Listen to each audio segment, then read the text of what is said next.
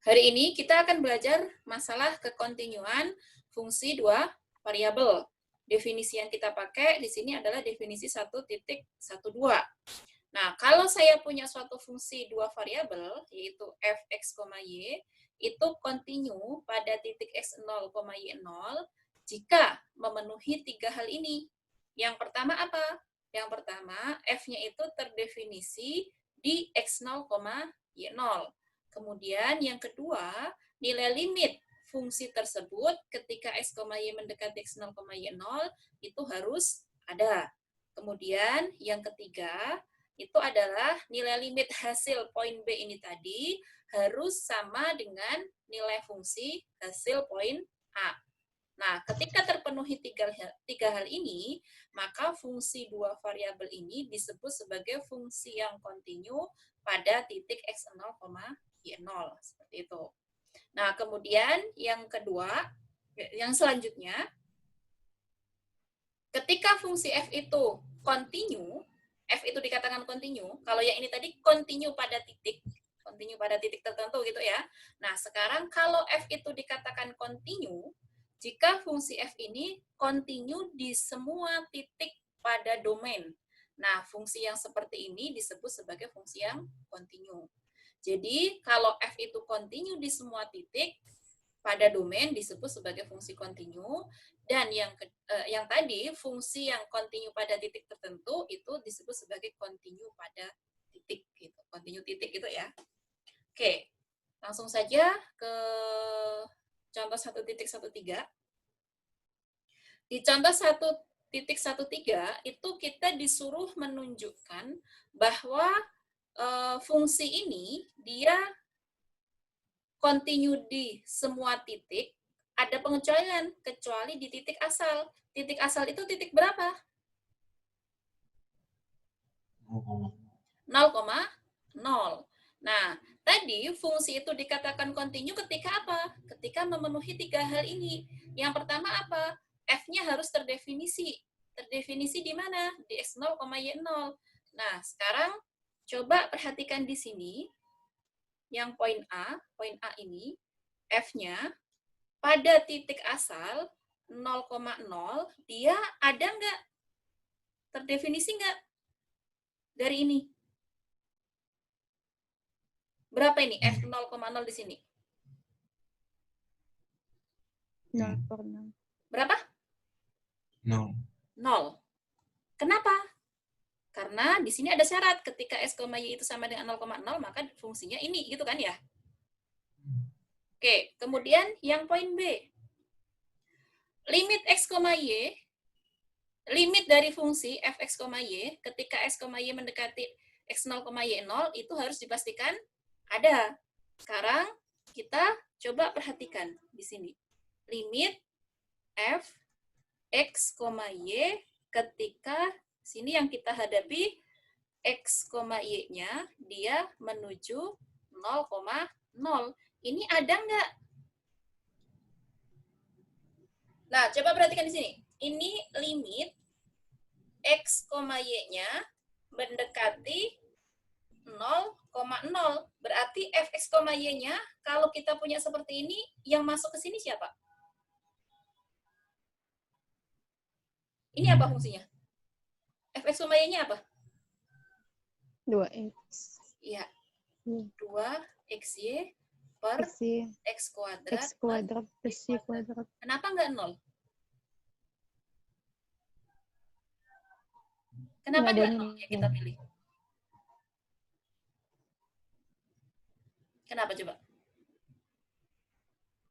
Karena ini x-nya mendekati 0, y-nya mendekati 0. Kalau mendekati itu tidak sama dengan. Berarti kalau mendekati kan ini kan? Nah, oke. Paham ya sampai situ? Coba perhatikan sekarang di sini. Kemarin prinsipnya kalau kita mau menghitung limit kayak gini, yang harus kita lakukan apa? Substitusi. Substitusi dulu. Kalau kita substitusi, ini bentuknya jadi apa? 0/0. 0/0. Berarti kalau 0/0 apa yang harus kita lakukan? Langkah selanjutnya, identifikasinya. Modifikasi. Modifikasi. Tanpa mengubah soal ya. Modifikasi itu apa maksudnya? apa ya kata-kata, bukan modifikasi itu kan seakan-akan ngubah. Memanipulasi, manipulasi ini. Manipulasi bentuk fungsinya. Ini kira-kira bisa difaktorkan nggak? Enggak. Enggak. Kemudian dikalikan skalar? Susah juga kan? Enggak. Oke, berarti yang harus kita lakukan apa? Curiga, ini jangan-jangan nggak ada nggak ada limitnya. Enggak. Nah, kemarin prinsipnya, kalau fungsi dua variabel, kemudian kita disuruh menghitung limitnya, ini ada sumbu X, kemudian di sana ada sumbu Y, misalnya X0, Y0 itu ada di sini, kita disuruh menentukan limitnya, itu harus dipastikan bahwa menuju X0, Y0 dari arah manapun, itu nilainya harus apa? Harus apa kemarin? Masih ingat nggak yang kemarin? Harus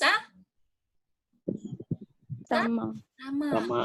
Nah, berarti kalau kayak gini, gimana cara ngujinya?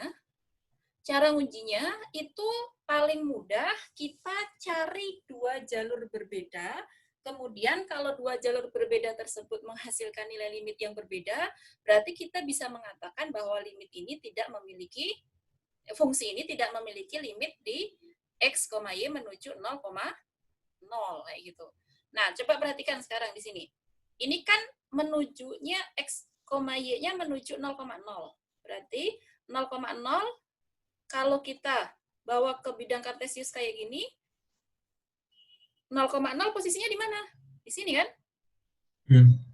Ini 0,0. Nah, kemudian X, Y-nya itu harus menuju 0,0. Berarti menuju 0,0 itu kan ada banyak cara. Misalnya, saya ambil garis kayak gini, garis lurus. Nah, melalui jalur yang biru ini menuju ke sini, kayak gini, itu kan bisa kan menuju 0,0? Bisa nggak?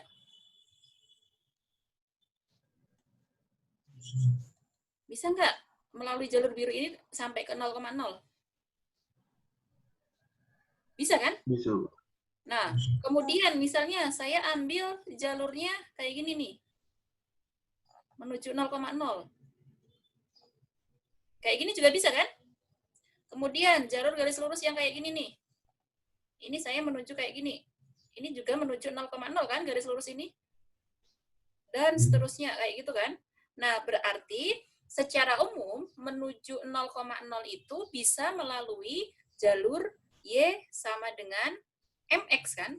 Kenapa Y sama dengan MX? Y sama dengan MX kan persamaan garis lurus yang melalui 0,0 gitu kan?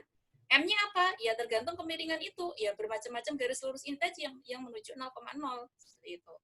Nah, berarti menuju 0,0 itu kita bisa melalui jalur ini, Y sama dengan MX, maka kita bisa menentukan limit ini yang melalui jalur ini. Berarti limit X, Y-nya kita ganti dengan MX. Karena menuju 0,0 itu melalui jalur MX kayak gini. Nah, ini menuju 0,0 kayak gini. Nah, kemudian kalau Y-nya kita ganti dengan MX, yang di sini perhatikan, di situ 2X, Y-nya kita ganti dengan apa tadi? MX. Kemudian dibagi dengan X kuadrat ditambah MX dikuadratkan, kayak gitu. Nah, akhirnya kalau sudah dapat bentuk seperti ini, kesana nggak cukup, saya ke bawah gitu ya.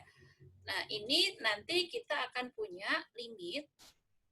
Nah, karena ini nanti ini semua X-nya menuju 0, MX menuju 0, dan ini nanti akan menjadi suatu fungsi dalam variabel X saja, berarti ini sama saja X menuju 0, kayak gini. Nah, ini akan jadi 2MX kuadrat dibagi dengan X kuadrat ditambah M kuadrat X kuadrat. Jadi seperti ini.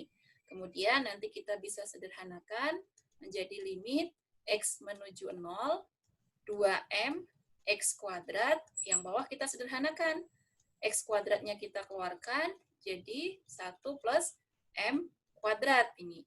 Nah, kemudian bisa kita sederhanakan lagi, menjadi limit X menuju 0, 2M dibagi 1 plus M kuadrat. Nah, M-nya ini tadi siapa?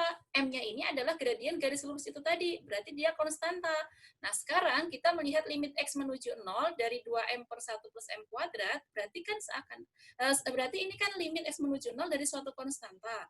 Berarti ini nanti hasilnya tinggal 2M dibagi 1 plus M kuadrat.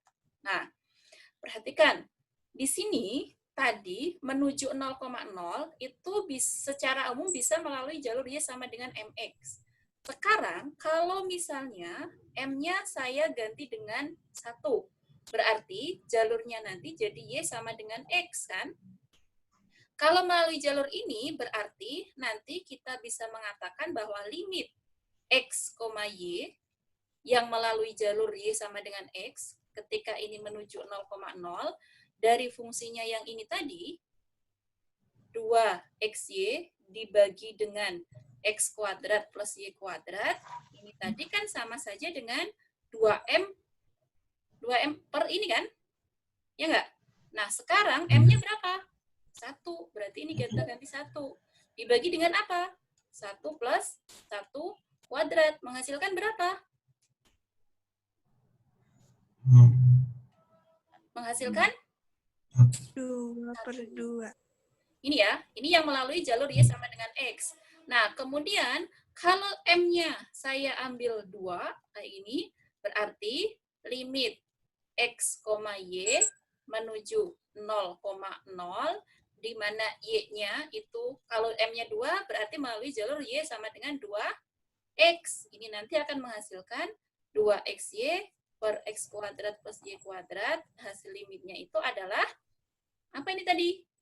2 dikalikan M-nya 2. Berarti 1 plus 2 kuadrat. Jadi berapa ini? 4/5. Nah, coba perhatikan. Kalau melalui jalur ini, jalur Y, kok nggak merah ya? Kalau melalui jalur Y sama dengan X, menghasilkan nilai limitnya, tuh. Kalau melalui jalur Y sama dengan 2X, menghasilkan nilai limitnya berapa? 4/5. 1 itu sama nggak dengan 4/5? Beda. Berarti bisa disimpulkan apa? Bisa disimpulkan apa? Tidak ada nilai. Iya. Karena gini ya, karena dari jalur Y sama dengan X dan Y sama dengan 2X menghasilkan 2X menuju 0,0 menghasilkan nilai limit yang berbeda, maka limit X, Y menuju 0,0 dari Fx, Y tidak ada. Tidak ada. Nah, kalau nggak ada, berarti syarat kedua dari ini terpenuhi nggak? Tidak. Tidak. Akibatnya, kalau ini nggak ada, berarti apa kesimpulan akhirnya? Continue nggak? Tidak. Tidak. Nah, berarti kita bisa mengatakan sehingga